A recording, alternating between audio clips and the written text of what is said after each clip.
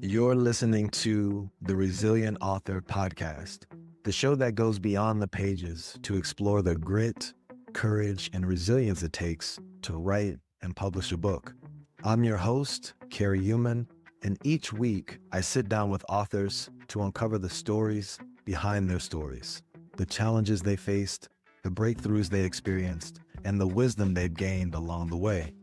Whether you're working on your first chapter or celebrating your launch, this is the place to find inspiration and practical takeaways for your own author journey. Let's dive in.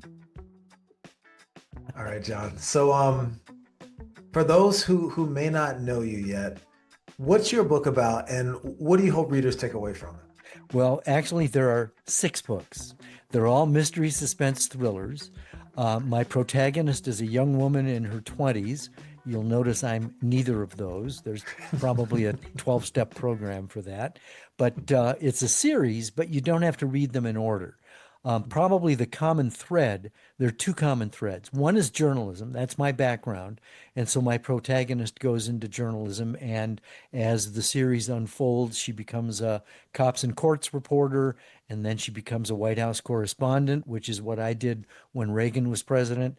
And the most recent novel, Enemies Domestic, she's White House press secretary. That's one sort of common theme. The other is grief and loss. The very first book deals with the apparent suicide of the aunt who raised her.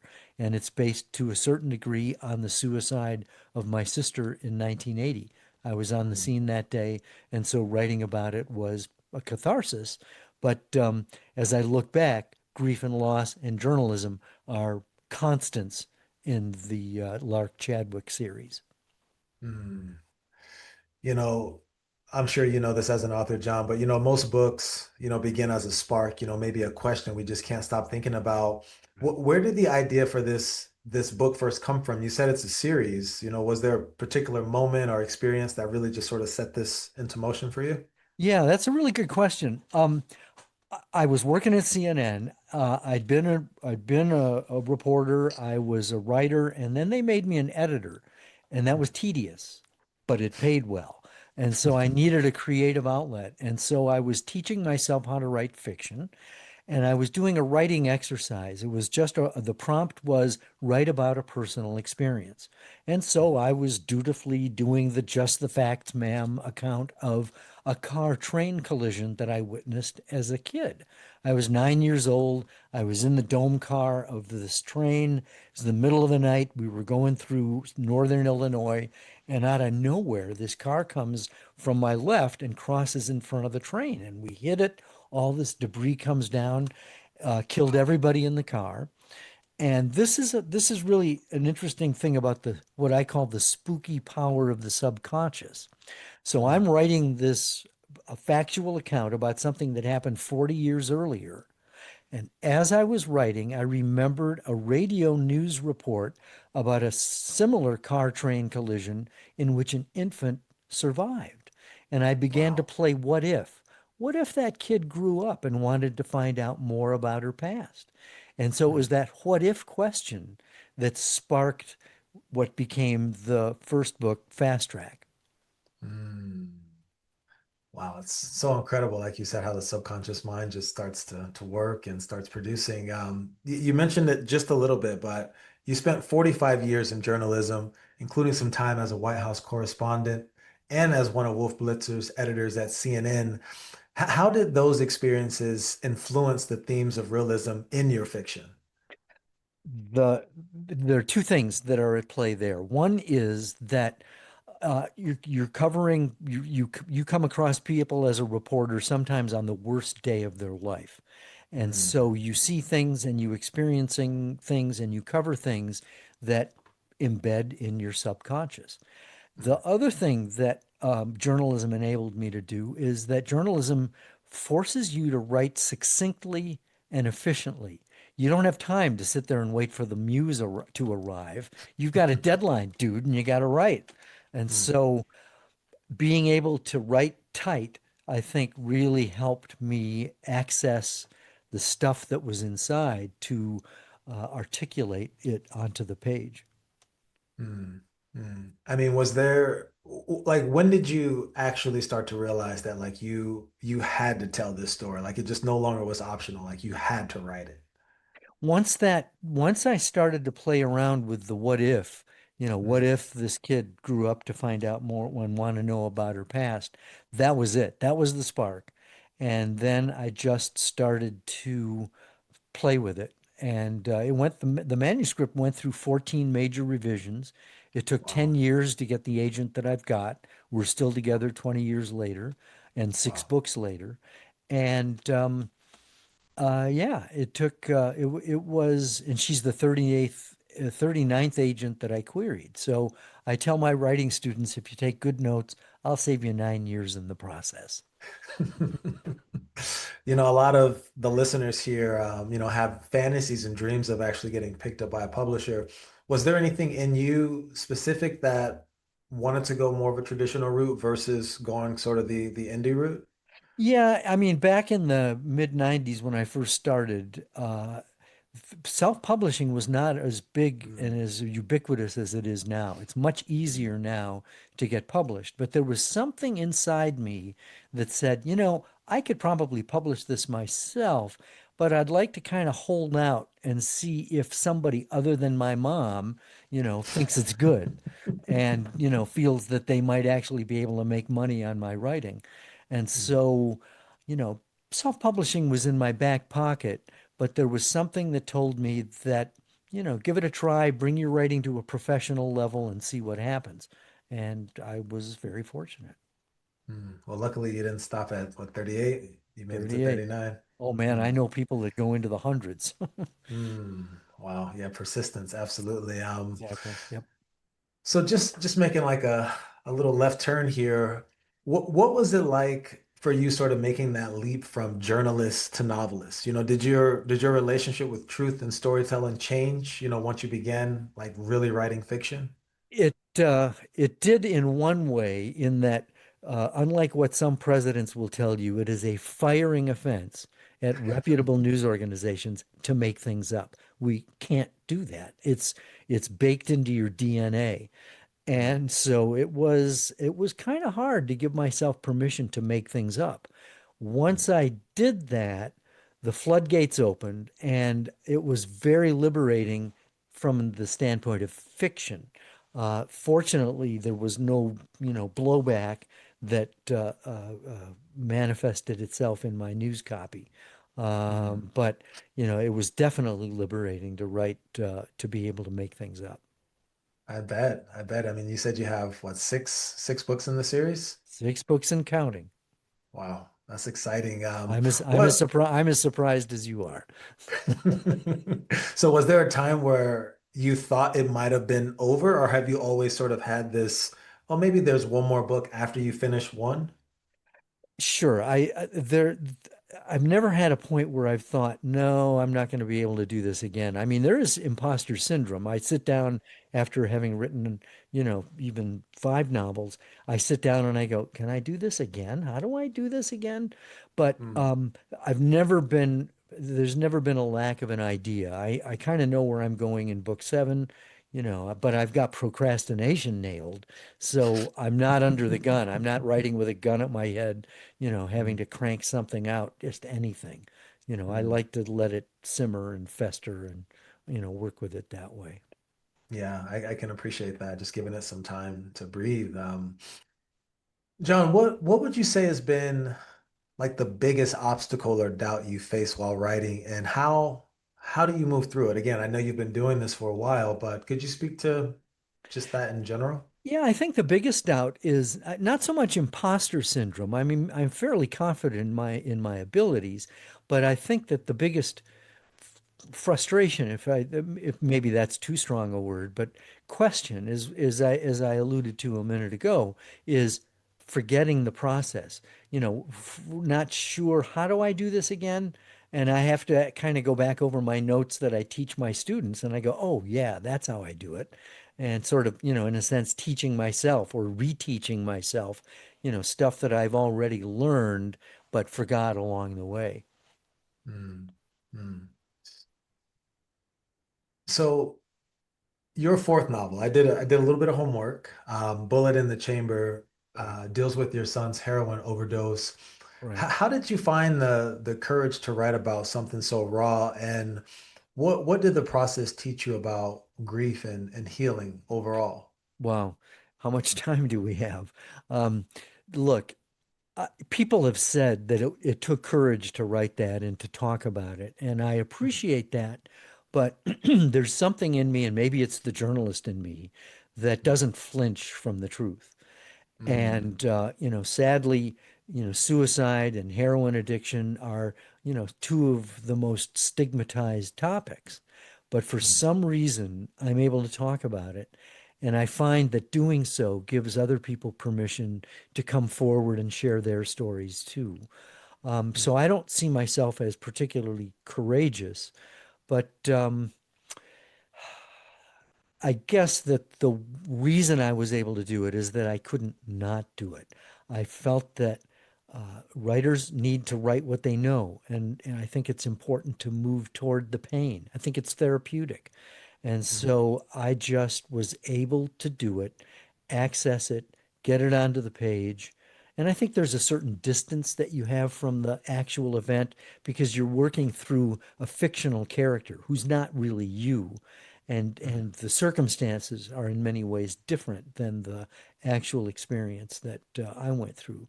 So I think that once a person gives it a try, moves toward it, and writes things down. You can do it as journaling, in poetry, writing music, creating art. There are any number of ways to work through your grief.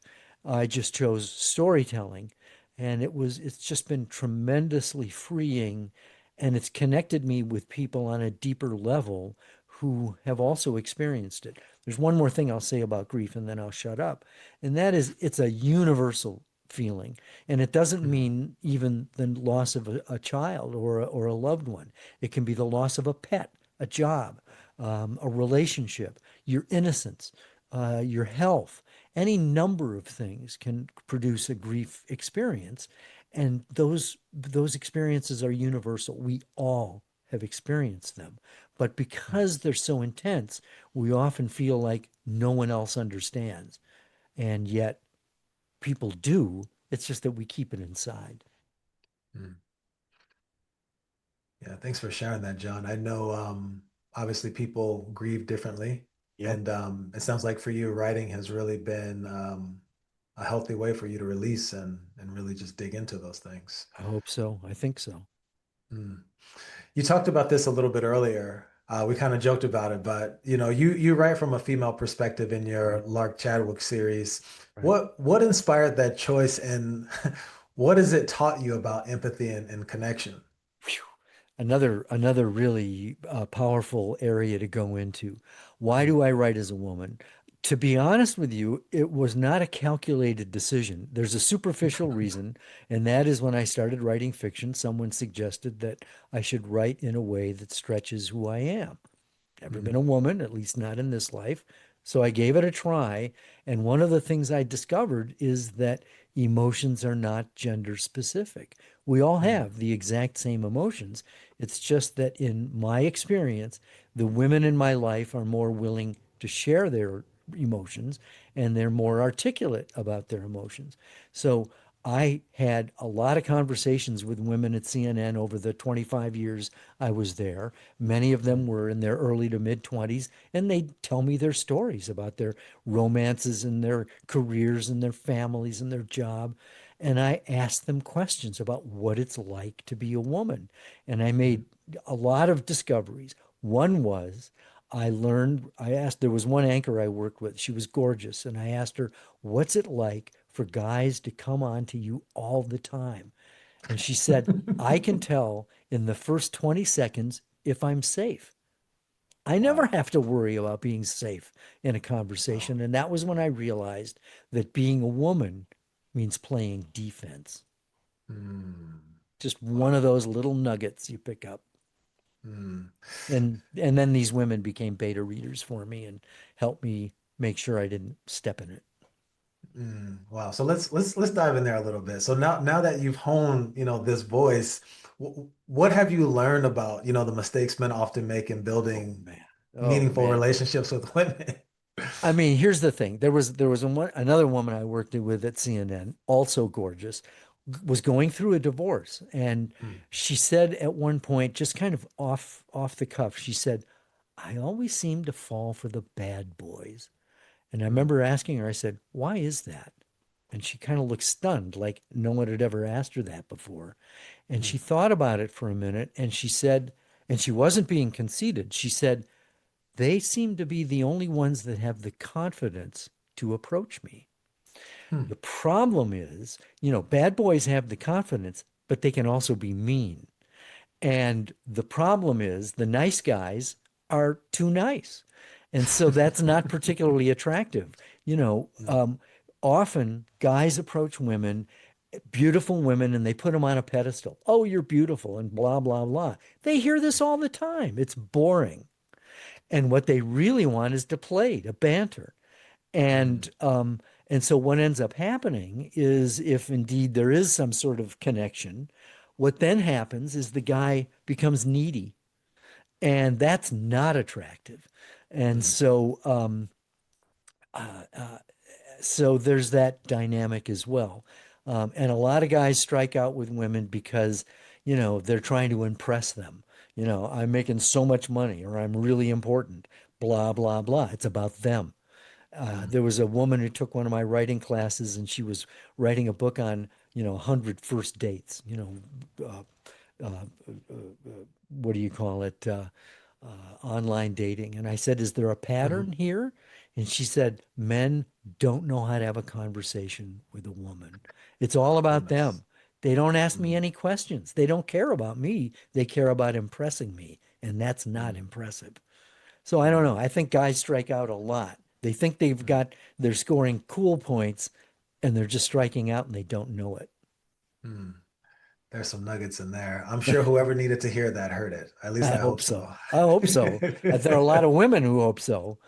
Yeah, absolutely. So let me ask you this, John. You've published a handful of books, and it sounds like you're not done. How has publishing your books changed you, in your Mm. work, your relationships, or just in the way you see like reality, your life? Woof, man. I keep being surprised that people read my books and like them. People you don't know say, "Oh, I really love, what's happening with Lark?" It's encouraging when the character sticks with a person after they close the book. I got a text from a woman, 2 in the morning saying, "What's happening with Lark? I need another Lark book." Um, how has my life changed? There's a lot more purpose. There's a lot Mm, more confidence. I mean, you get positive feedback, and that's encouraging. There was a woman who reviewed one of my novels. She reviewed Troubled Water, I think. And she said, as soon as I realized it was a guy writing as a woman, I couldn't wait to take this guy apart. She said, after the fifth page, I forgot it was a guy. wow. And so that kind of feedback, gives you confidence, but I have to keep pinching myself because I don't want to get overconfident. I know I can't please everybody, but Mm, I think just one more thing. I think mm, that I mentioned confidence, but, and this also goes hand in hand with grief, because there's a fear dimension in grief. And I think there's mm, definitely a fear dimension in writing, and it can be a crippler.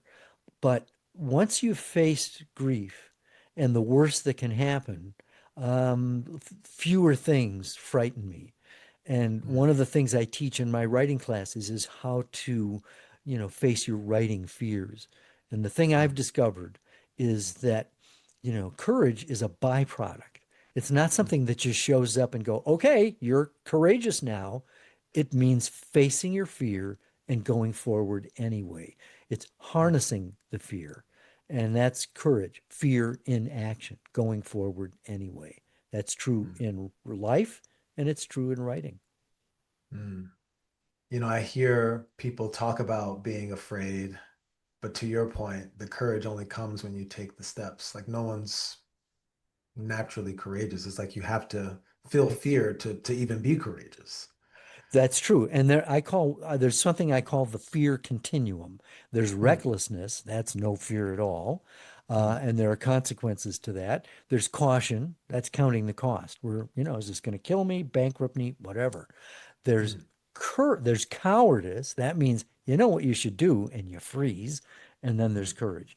Though all those things. I can give you a quick example of recklessness. My mm, son James is a jazz drummer. mm, He's not so much active in it right now, but he's a professional. mm, Visited me in D.C. and we went to an open mic jazz session. And I asked him, "Are you going to go up there and play?" And he goes, "No." I should have listened.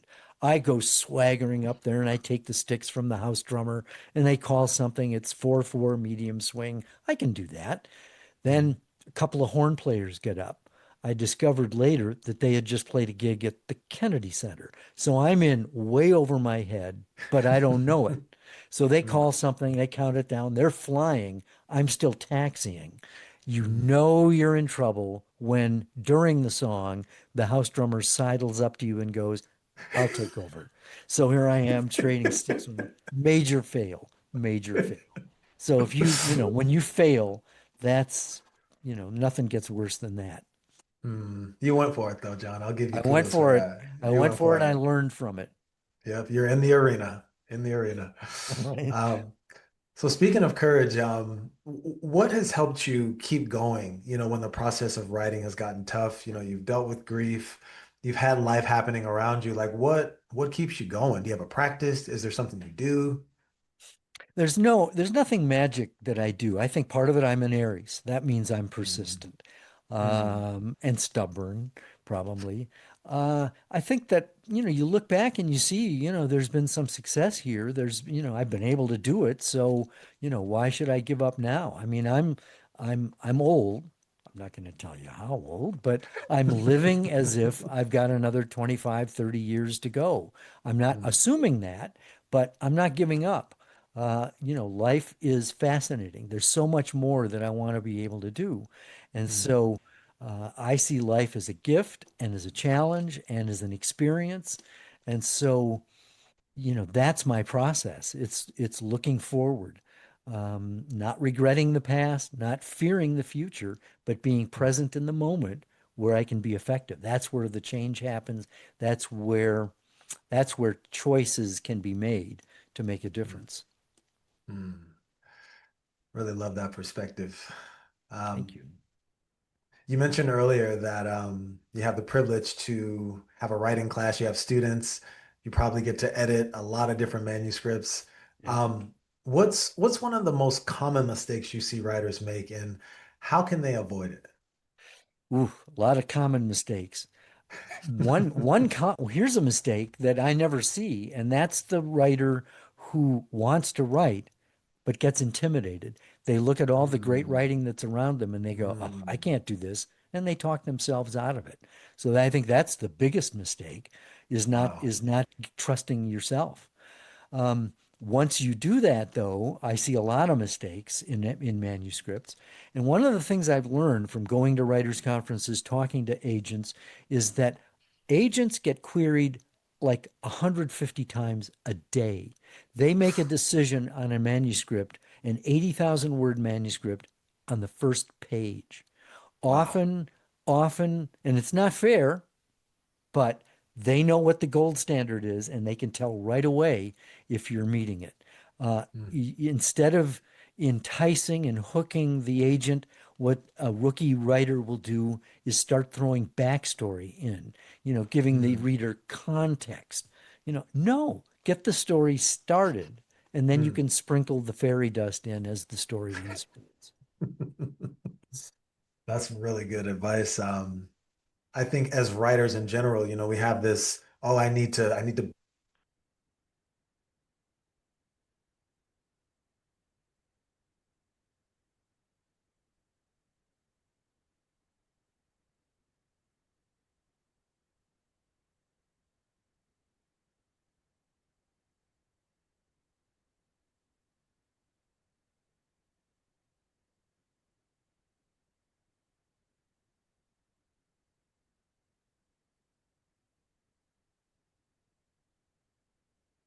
You've frozen.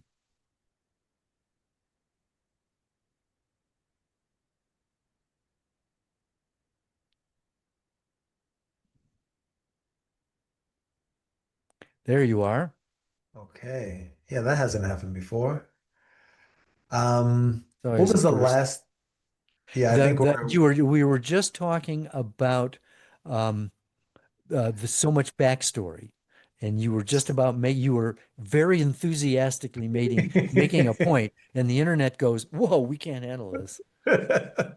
Yeah, all I was saying is that there's so much backstory, and to your point, you got to get to it. Get the fairy dust in there later. People are they want to know if this can actually keep the pace. So I can resonate with that. But it's hard, I would imagine, for writers to just pull back and just get right to it.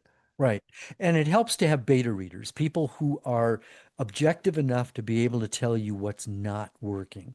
You know, that Mm. it's a wise idea, I think, to bring in beta readers with whom you don't share a last name or a bed, because they're either gonna break your spirit or they're gonna be so complimentary that it's no help at all. But someone Mm. who's got an arm's length relationship, they'll still tell you, oh, it should be a movie. Great. You need to hear that. But where did you fall asleep? Where did it not, where did it fall apart? What Mm. doesn't make sense? That kind of stuff. Mm. Any pro tips on finding like reliable beta readers? I think if you know what the genre is that you've written, if you're writing a thriller, a mystery, a romance, whatever, try to find someone that reads those kinds of books because they know Mm. what the story expectation is because they're familiar with it and they'll be able to tell you if you're meeting the mark.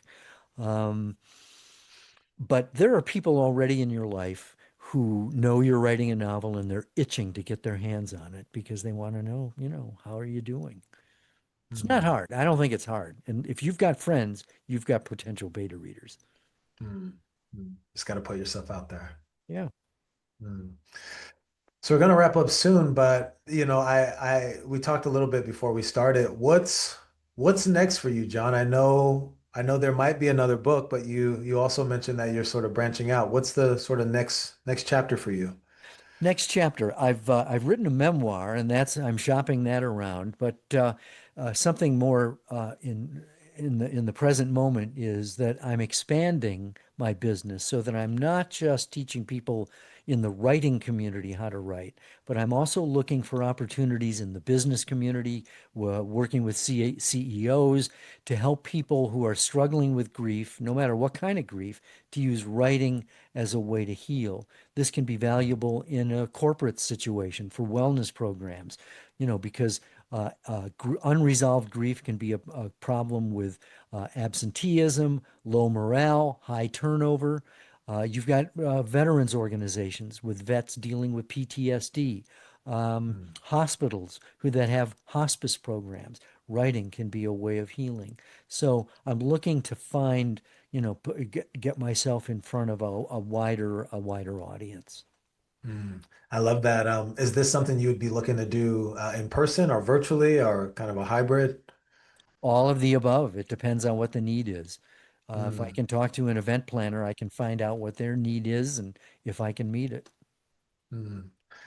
Love that. Using writing to help heal grief is, yeah, I mean, I think people who journal probably really benefit from that, but that's an incredible offering that you're putting out there. Thank you. Yeah. So I like to sort of end the show with something I call the final chapter.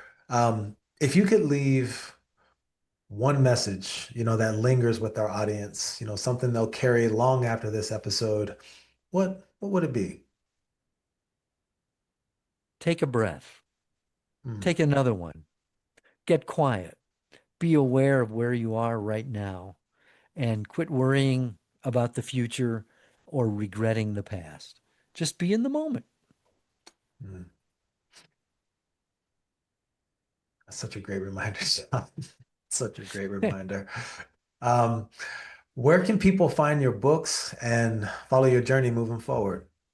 Best place would be on my website, which is my name.com, and it's one of those tricky Greek ones, so I'll spell it. JohnDeDakis.com, John, D as in dog, E, D as in dog, A, Kis as in Sam, JohnDeDakis.com. It's got thumbnails of my books. It's got information about my speaking, being interviewed on podcasts, all anything you need to know. It's all there, and you can get through to me through different portals on different pages.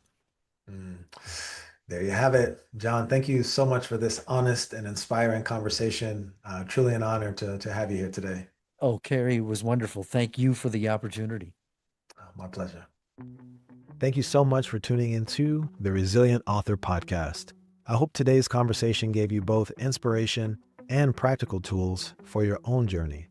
If you've been carrying the idea for a book, but haven't started, or you started and feel stuck, I'd love to invite you to join my 5-day Speak Your Book Challenge. In just 5 days, you'll speak the outline of your first draft and discover how to turn it into a finished manuscript and a published book. You can join anytime at voicetobook.co/challenge. Until next time, keep going, stay resilient, and remember, your story matters.